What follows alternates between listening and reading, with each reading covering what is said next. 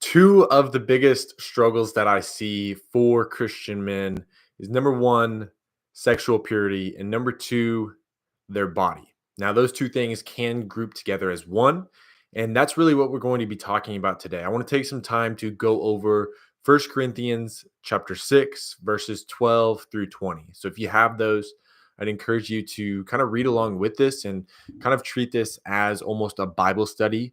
That's kind of how we're going to go about this today, almost just kind of Bible study form, casual, going through this, picking each verse apart, and then going from there. So I'll read it here.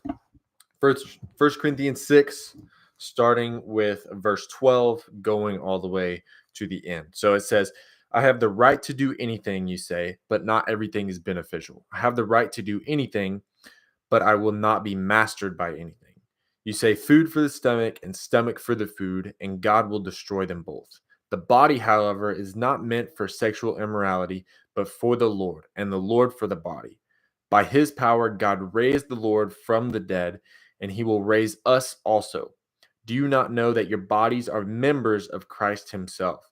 Shall I then take the members of Christ and unite them with prostitute? Never. Do you not know that he who unites himself with a prostitute is one with her body? For it is said, the two will become one flesh, but whoever is united with the Lord is one with him in spirit. Flee from sexual immorality. All other sins a person commits are outside of the body. However, whoever sins sexually, it sins against their own body. Do you not know that your bodies are temples of the Holy Spirit who is in you, whom you have received from God? You are not your own. You were bought with a price. Therefore, honor God with your bodies. So I think this is really good. We can pick apart this all day, but I want to make this quick, try to make it easy to understand, break it down simply, so you guys can get the most out of this and not get overwhelmed with everything here. So if we zoom out and kind of look big picture, what we're looking at here is that our whole being matters. It's not just our spiritual side that matters. It's not just our body that matters. It's our whole being, our body, our soul, our mind. It all matters to God. And it all has implications and effects on different things. So, this is the idea of what's called Greek dualism here. We're going to dive into this. Was something that kind of came up for me a few months ago talking to my pastor. He brought this kind of talking to him about this, he brought this up, and I had never heard of it. It's also called Platonic dualism, and it's this idea that that the body and the soul are separate. And so we're going to dive into that here, but also want to give you a little bit of the backstory as far as who Paul is talking to here in these verses and in this passage, and what he's saying, who he's talking to, all of that stuff. So Paul was writing to the Corinthians. That's, you may know that by the title of this book, First Corinthians. And Corinth was kind of the center of Greece, both commercially and politically. And it was a port city where there was a lot of trade going on, a lot of money, different stuff like that. But then also it had a lot of immoral behavior. And so kind of think like a mix almost between like Las Vegas, and so like the party side, the craziness of that, but then also like the business side of Wall Street, and combine those two. And that was kind of the situation here. So you had all these things coming together, and that's kind of a little bit of the background as far as where this is, who Paul is writing to, all of those things. And so then if we dive into this idea of Greek dualism, talking about what is it, like I said earlier, it's this idea that the body is separate from our soul. And so what we do with our body doesn't affect us spiritually, is the idea here. And it's the idea that the spiritual side is good, it's pure and eternal. And then the physical side of things is just temporary, it's corrupt, and it doesn't matter as much as the spiritual side of things, right? And so let's kind of get into the verses here. Verse 13, it says, You say the food for the stomach and stomach for the food. The body, however, is not meant for sexual immorality, but for the Lord, and the Lord for the body. So, right here, the Corinthians are saying, oh, having sex is just like eating food, right? Our food is for our body and it doesn't affect our soul and our spirit. But Paul is saying, wait, hold up here. He's saying, no, no, no, no. You've got it wrong. Your body was made for God, was made by God and for God. And so it's this idea that your body was made by God. He said it was good, right?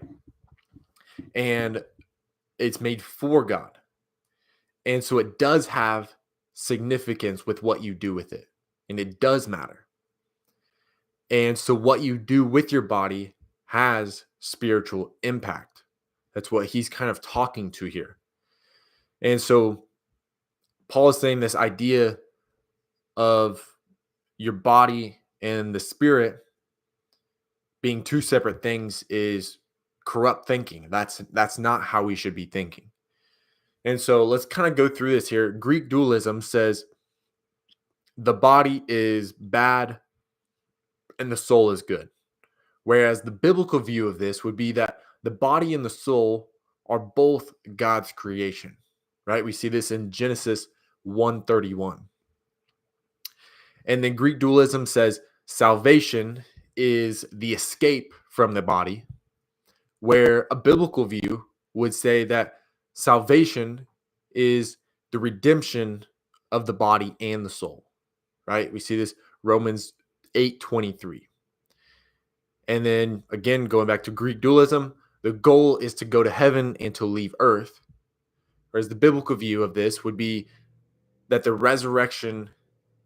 goal is the resurrection and the new creation. Revelations 21:1-4 with that. And then one more here. Greek dualism says the physical life is less important than the spiritual life. And then the biblical view of this is that the physical life does matter to God. And yes, I know we can look at like verses like 1 Timothy 4:8. Physical training is of some value, but godliness has value for all things. With that, yes, we can say that our relationship with Christ should be number one. I agree with that 100%. But that doesn't mean that God doesn't care about our bodies. We also see examples that God does care about our bodies in the way that, Jesus heals people. Jesus, ate food. He had a real body. And he raised that body from the dead. And so I think it would be foolish of us to think that the body does not matter. And what's crazy with this and this thought is that so many of us are still living this way, maybe without even thinking about it, maybe without even realizing it. So many of us are still living in this mindset of thinking that what we do with our body doesn't matter. And so whether that be sexual sin, whether it's just using your eyes to look at something, that's still corrupting your body. What comes in, right? You're feeding your body these images, these things, or whether it be action in those things as well, obviously. But then also, this can go to the fitness and health side of things, what we eat, the way that we take care of our bodies with activity and doing different things with that. And our sleep and our rest, those are obviously huge things for our body as well. And then kind of jumping down to verses 16-17, it says, do you not know that he who unites himself with a prostitute is one with her body? For it is said, the two shall become one flesh, but whoever is united with the Lord is one with him in spirit.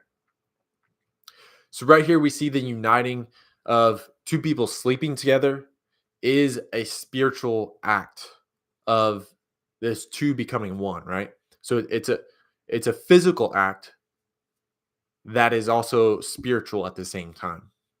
Okay?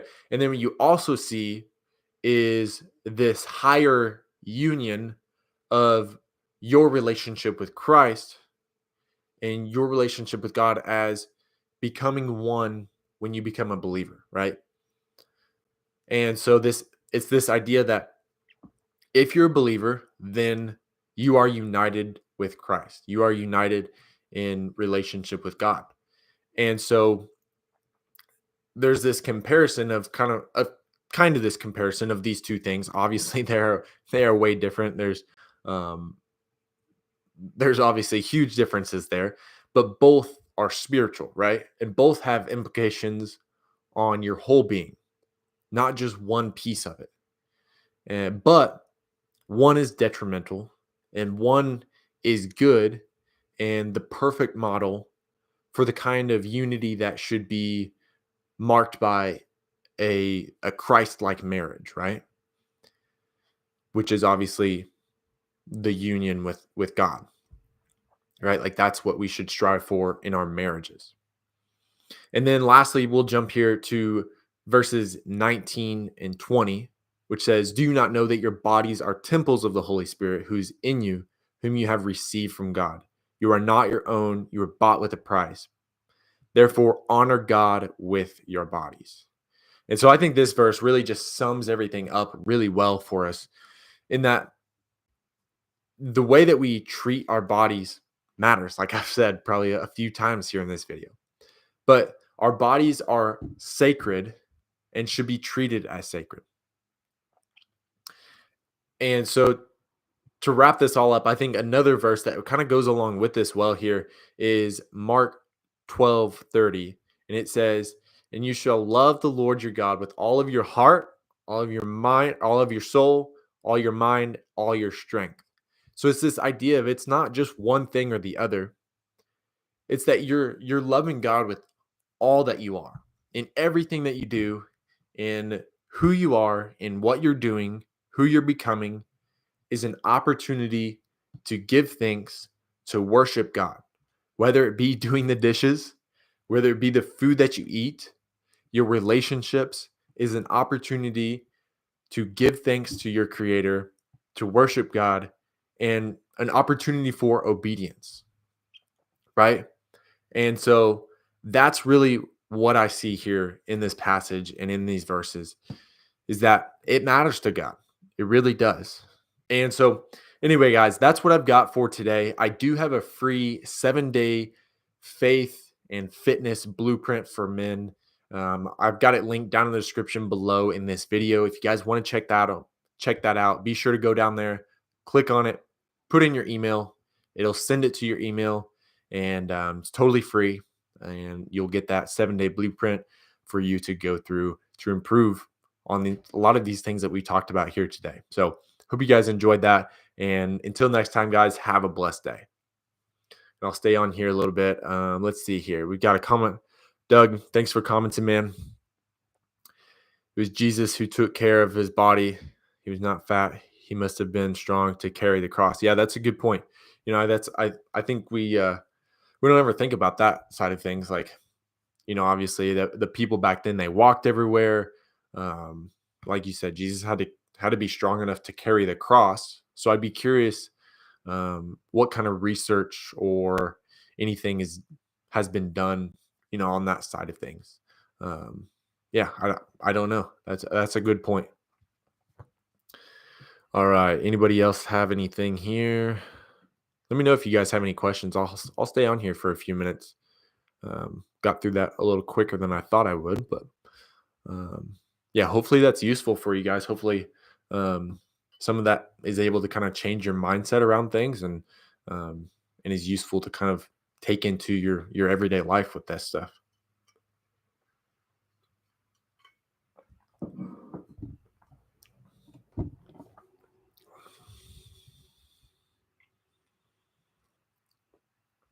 All right, doesn't look like we have any more coming in here.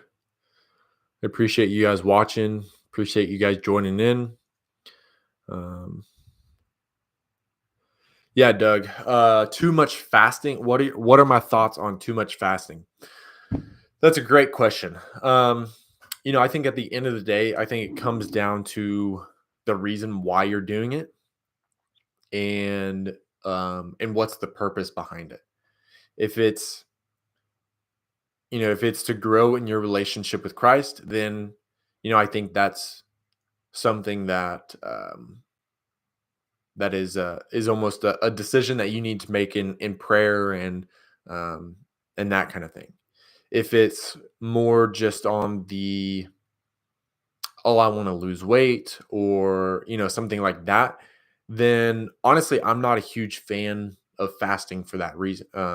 For the weight loss side of things, obviously I love fasting um, for the spiritual, and drawing closer to God, which, I think there are some health benefits from that. But if we're talking in terms of, hey, let's just go lose weight, um, a lot of times I don't think fasting is going to be the best way to achieve that. If we're talking in terms of fat loss, things like that.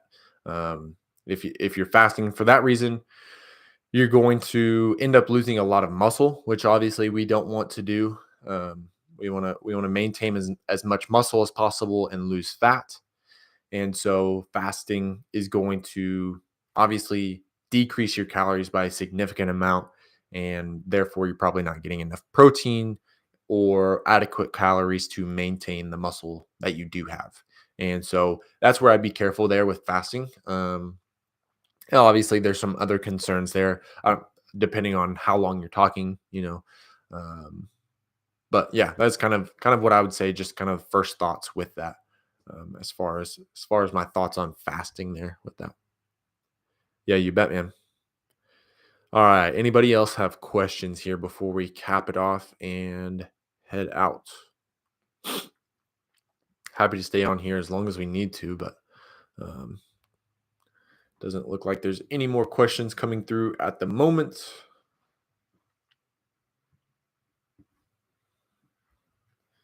All right. Give it another 5 seconds. Final call for any questions that you guys have.